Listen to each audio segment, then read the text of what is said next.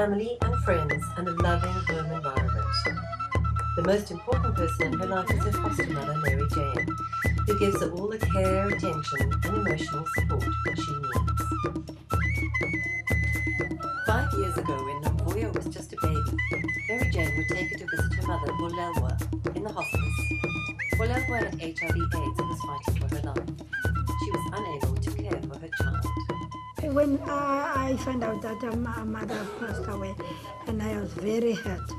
But thanks to community-based childcare organisation Home from Home, which placed Nomvuyo under Mary Jane's care, the little girl has continued to thrive in a small, loving family. She's really growing faster now. She's not always so tiny and all that. She's happy, and she's, how can I say, she's just like normal child. And now she's still my heart.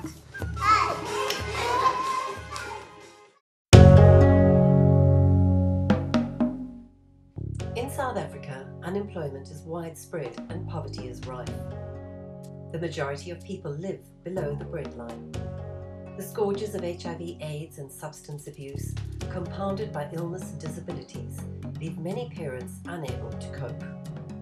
In cities across the country, as family units disintegrate, children are forced to eke out an existence on the streets. Overcrowded and under-equipped institutions can't offer more than a glimmer of hope. Just like Nomvuyo, millions of abandoned, abused and orphaned South African children are in need of a place to call home.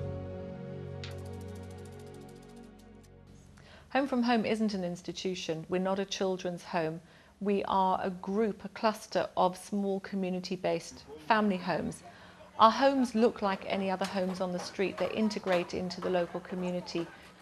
Recognising that children respond better in small community foster homes than in institutional care, Home from Home was founded in 2005 and has grown rapidly from one house in Khayelitsha to many homes around the country. When we decide to work in a new community, it can come from a couple of angles.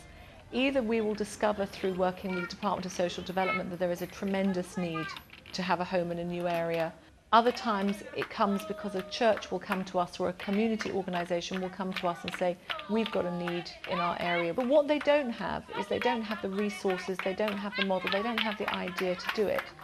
That's where Home from Home comes along. We've got the model of care, it's set up, we have the experience, we've got the professional skills, and so we can come in and partner with a local community group or church to help them and empower them really to look after their own orphans. Central to the Home from Home model of care is the special bond between foster parent and child. To be or to work with children, this is the most thing I like in my life. Because I used to look after my sisters at home, and it's in my veins to look after children. Selecting the right person for the role is paramount. A small, loving family unit where siblings are kept together is the recipe for the children's ongoing development, and a place where they can be brought up as part of a community, speaking their first language and gaining a sense of their own identity. I think selecting the house mother, the foster mother, is the most difficult part of all our work and the most important person in the whole, people in the whole organisation.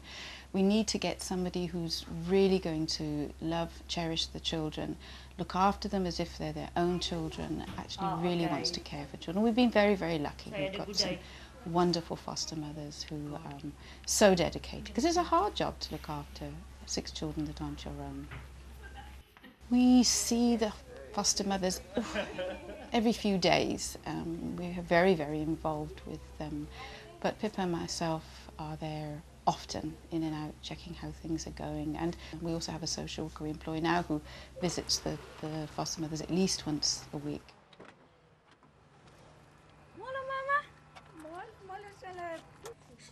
Critical to the Home from Home model of care is the level of support and supervision offered to the foster parents, a level that cannot be matched by overstretched government social workers. Counselling and ongoing training for the parents and therapies for the children when needed are just some of the extras available. Many of the children under the care of Home from Home are HIV positive, but with proper care and medication, they can go on to live full, meaningful lives. By working hand in hand with the community and faith-based organisations, Home from Home endeavours to make the impossible possible. Home from Home gives the church the opportunity to be as realistic and holistic as possible in terms of caring for the children. And that's what they bring. Home from Home brings to us as the Anglican Church a model of caring for the children.